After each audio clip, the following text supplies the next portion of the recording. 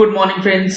GST platform के YouTube channel में आप सभी का स्वागत है। जी हाँ फ्रेंड्स, नवंबर 20 की जो जीएसटीआर 3B की फाइलिंग होनी है उसके अंदर एक बहुत बड़ा सवाल निकल के आ रहा है लोगों का कि अप्रैल से लेके अक्टूबर 2020 का जो इनवॉइसेस है क्या उसका इनपुट टैक्स क्रेडिट हम लोग क्लेम कर सकते हैं, क्योंकि वहां पे जो इनवॉइसेस हैं वहां पर जो auto populated input tax credit आ रहा है वो on the basis of two B दिखला रहा है। तो अब अप्रैल से लेके अक्टूबर महीने का जो इनपुट टैक्स क्रेडिट है क्या वो नवंबर महीने की रिटर्न में ले सकते हैं या नहीं। चलिए मैं चलता हूं जीएसटी पोर्टल पे और देखते हैं कि हम लोग नवंबर महीने में अगर अप्रैल से लेके अक्टूबर महीने का इनपुट टैक्स क्रेडिट लेते हैं तो क्या इंपैक्ट पड़ेगा और अगर नहीं लेते हैं तो क्या इंपैक्ट पड़ेगा। सबसे पहले मैंने ओपन कर लिया है नवंबर महीने की जो हमारी जीएसटीआर 3B ऑनलाइन फॉर्म है उसे। यहां पर आप जैसे ही इस फॉर्म के अंदर जाएंगे यहां पर एलिजिबल आईटीसी वाला जो सेक्शन है इसका टेबल नंबर 4, इसके अंदर ऑल अदर आईटीसी में जो ये फिगर्स आते हैं ये अब ऑटो पॉपुलेट हो रहे हैं और ये ऑटो पॉपुलेशन होता है on the basis of GSTR 2B। अब यहां पर आपको देखने को मिल रहा है आईजीएसटी में है 64,698, सीजीएसटी में 49,983 और एसजीएसटी में भी सेम अमाउंट दिखला रहा है। अब आपको ये देखना है कि ये जो अमाउंट है इसके अंदर क्या ब्रेकअप है और क्या डिटेल्स इसमें दिखाया गया। तो इस चीज के लिए आपको नवंबर महीने की जीएसटीआर 2B को चेक करना होगा। नवंबर महीने की जीएसटीआर 2B चेक करेंगे जब आप तो आपको ऑटो ड्राफ्टेड आईटीसी स्टेटमेंट के अंदर व्यू करके यहां पर जो है पूरा डिटेल्स दिखाया जाएगा। यहां पर आप देख पा रहे हैं इंटीग्रेटेड टैक्स है 64,698, यही डेटा ऑटो पॉपुलेटेड हुआ है 3B में। सीजीएसटी में 49,983, यही डेटा ऑटो पॉपुलेट हुआ है 3B में। अब इसके अंदर जो डिटेल्स है ये हमारे पास है B2B यानी कि जो रजिस्टर्ड इनवॉइसेस है इसको जब आप यहां पर ड्रिल डाउन करके चेक करेंगे तो आपको कुछ चीजों का ध्यान रखना है। किन चीजों का ध्यान रखना है? सबसे पहला सवाल आप लोगों का है कि अप्रैल महीने से लेके अक्टूबर महीने के जो इनवॉइसेस होंगे क्या उसका इनपुट टैक्स क्रेडिट इस अक्टूबर महीने के अलावा नवंबर महीने में क्लेम कर पाएंगे या नहीं। तो आप देख रहे हैं यहां पे सबसे पहला जो जीएसटी नंबर है या सबसे पहला जो इनवॉइस है ये है 25 मई 2020 का। ये इनवॉइस है हमारा कब का? मई 2020 का। तो सर ये नवंबर की 2B में क्यों आ रहा है? क्योंकि 2B जो जनरेट होती है वो जनरेट होती है on the date of filing of supplier, यानी कि जो इनवॉइस है वो जिस जीएसटीआर 1 के पीरियड का है वो जीएसटीआर 1 एक्चुअली फाइल कब हुआ। सर समझ नहीं आया, मैं आपको बता देता हूं क्या होता है। मई 2020 का इनवॉइस है तो आपका सप्लायर या तो मंथली होगा या क्वार्टरली होगा। अगर आपका सप्लायर मंथली है तो वो मई 20 की जीएसटीआर 1 जिस दिन डेट ऑफ फाइलिंग यानी कि अगर नवंबर महीने की 2B में आ रहा है तो आपके सप्लायर ने अपनी मई 2020 की जो जीएसटीआर 1 है वो कब फाइल करी है? वो फाइल करी है उसने 10 नवंबर 2020 से लेके 11 दिसंबर 2020 के पीरियड में।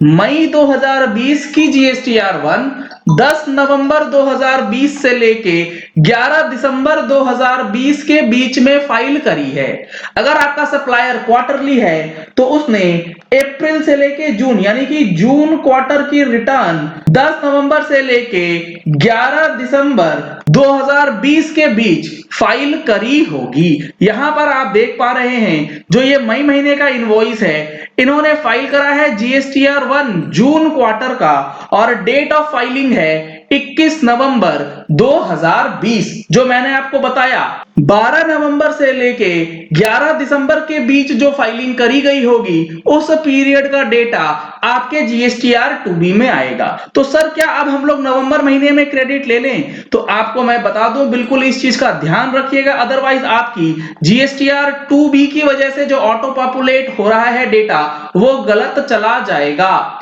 क्योंकि मई महीने का जो इनवॉइस है ये हो सकता है आपने मई महीने की 3B में ऑलरेडी क्लेम कर लिया हो, तो अप्रैल से लेके अक्टूबर महीने का जो भी इनवॉइस है, अगर आपने ऑलरेडी क्लेम किया हुआ है 3B में, तो वो अब नवंबर महीने की 3B में क्लेम नहीं कर सकते। अगर वो ऑटो पॉपुलेट हो रहा है तो आप उस डेटा को एक्सक्लूड करेंगे और जो इनवॉइसेस आपने क्लेम नहीं किया है अप्रैल से लेके अक्टूबर महीने का प्लस नवंबर महीने का जो एलिजिबल इनवॉइसेस है, उन सारे इनवॉइसेस को लेकर के रूल 36 सब रूल 4 का इंप्लीमेंटेशन जो है वो करेंगे। तो ये तो हो गई एक बात कि आपको अप्रैल से लेके अक्टूबर महीने के जो इनवॉइसेस है उसका क्रेडिट कब मिलेगा और कब नहीं।